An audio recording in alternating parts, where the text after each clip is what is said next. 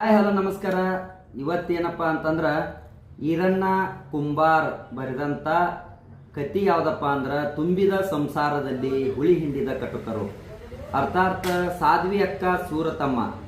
ಅಂದ್ರೆ ಇದರ ಅರ್ಥ ಏನಪ್ಪಾ ಅಂದ್ರೆ ತುಂಬಿದ ಸಂಸಾರದಲ್ಲಿ ಹುಳಿ ಹಿಂಡಿದ ಕಟುಕರು ಅಂದ್ರ ಒಂದು ಒಳ್ಳೆ ಮಣಿತನ ಇರ್ತೈತಿ. ಅವ್ರದ್ದು ಕೆಲವೊಂದಿಷ್ಟು ಮಂದಿಗೆ ಆಗಿ ಬರೋದಿಲ್ಲ ಅವ್ರ ಮಣಿತನ ಯಾವ ರೀತಿ ಹಾಳು ಮಾಡ್ಬೇಕಂತೇಳಿ ಹುಳಿ ಹಿಂಡುದು ಅಂದ್ರೆ ಅವ್ರದ್ದು ಕೆಡಕ್ ಬಯಸೋದಕ್ಕೆ ಅದಕ್ಕೆ ಹುಳಿ ಹಿಂಡುದ ಕಟುಕರು ಅಂತ ಹೇಳಿ ಹೇಳಿದಂಗ ಅದಕ್ಕೆ ಈರಣ್ಣ ಕುಂಬಾರ್ ಸಾಕಿನ್ ಅರಸುನಿಗಿ ಬರೆದಂತ ಕಲಾಕೃತಿ ತುಂಬಿದ ಸಂಸಾರದಲ್ಲಿ ಹುಳಿ ಹಿಂಡಿದ ಕಟುಕರು.